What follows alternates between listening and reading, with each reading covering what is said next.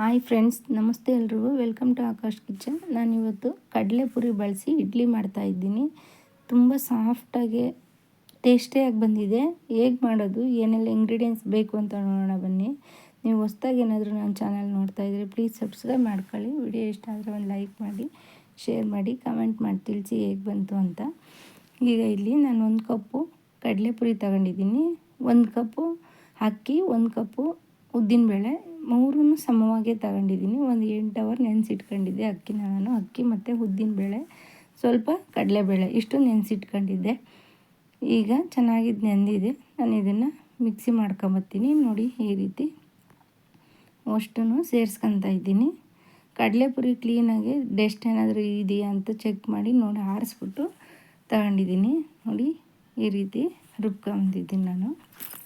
ಇದನ್ನು ಈಗ ಒಂದು ಬೌಲ್ಗೆ ಸೇರಿಸ್ಕೊಳ್ಳೋಣ. ನೋಡಿ, ಬೌಲ್ಗೆ ಸೇರಿಸ್ಕೊತಾ ಇದ್ದೀನಿ ಎಲ್ಲವನ್ನು. ನುಣ್ಣಗೆ ನಾವು ಮಾಮೂಲಿ ಯಾವ ರೀತಿ ಇಡ್ಲಿಗೆಲ್ಲ ಮಾಡ್ಕೊತೀವೋ ಅದೇ ಥರ ಮಾಡ್ಕೊಳ್ಳಿ. ನಾನು ನುಣ್ಣಗೆ ಪೇಸ್ಟ್ ಮಾಡ್ಕೊಂಬಂದಿದ್ದೀನಿ. ಈಗ ಒಂದು 8 ಅವರ್ ಆದರೂ ಬಿಡಬೇಕು ನೆನೆಯೋಕ್ಕೆ. ಬಿಟ್ಕೊಂಡಿದ್ದೀನಿ. ಇಲ್ಲಿ ಇವಾಗ ನಾನು ಸ್ವಲ್ಪ ಉಪ್ಪು ಸೇರಿಸ್ಕೊತಾ ಇದ್ದೀನಿ. ಉಪ್ಪು ಒಂದು 1/4 ಟೇಬಲ್ ಸ್ಪೂನಷ್ಟು ಅಡುಗೆ ಸೋಡಾ ಸೇರಿಸ್ಕೊತಾ ಇದ್ದೀನಿ. ಸೇರಿಸ್ಕೊಂಡು ಚೆನ್ನಾಗಿ ಬೀಟ್ ಮಾಡ್ಕೊತೀನಿ. ನೋಡಿ, ಈ ರೀತಿ ಚೆನ್ನಾಗಿ ಬೀಟ್ ಮಾಡ್ಕೊಂಡಿದ್ದೀನಿ. ಸಿಂಪಲ್ಲಾಗಿ ಮಾಡ್ಕೊಬೋದು ಮಾರ್ನಿಂಗ್ ಬ್ರೇಕ್ಫಾಸ್ಟ್ಗೆಲ್ಲ. ಈಗ ನಾನು ಒಂದು ಇಡ್ಲಿ ಪಾತ್ರೆ ತಗೊಂಡು ಇಡ್ಲಿಗೆ ಸ್ವಲ್ಪ ಎಣ್ಣೆ ಮಾಡ್ಕೊತಾ ಇದ್ದೀನಿ.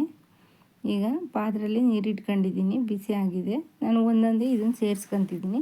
ನೋಡಿ, ಈ ರೀತಿ ಚೆನ್ನಾಗಿ ಬೀಟ್ ಮಾಡ್ಕೊಂಡ್ರೆ ಸಾಫ್ಟಾಗಿ ಬಂದಿದೆ. ಕಡಲೆಪುರಿ ಇಡ್ಲಿ ಅಂತ ಯಾರೂ ಹೇಳಲ್ಲ, ಅಷ್ಟು ಚೆನ್ನಾಗಿದೆ, ಟೇಸ್ಟಿಯಾಗಿ ಬಂದಿದೆ. ಈಗ ನಾನು ಒಂದೊಂದೇ ಮಾಡ್ಕೊತಾ ಇದ್ದೀನಿ, ಸೇರಿಸ್ಕೊತಾ ಇದ್ದೀನಿ.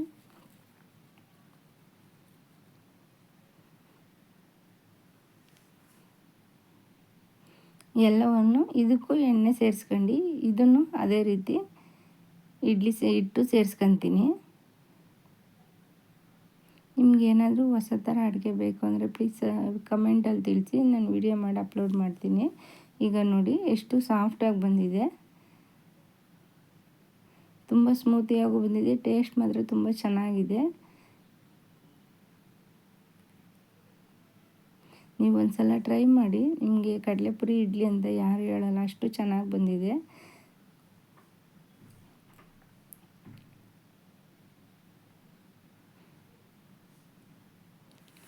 ಇದನ್ನು ಇದೇ ರೀತಿ ನಾನು ಎಲ್ಲವನ್ನು ಸೇರಿಸ್ಕೊತೀನಿ. ನೀವು ಒಂದು ಸಲ ಟ್ರೈ ಮಾಡಿ, ಖಂಡಿತ ಈ ರೆಸಿಪಿ ನಿಮ್ಗೆ ಇಷ್ಟ ಆಗುತ್ತೆ.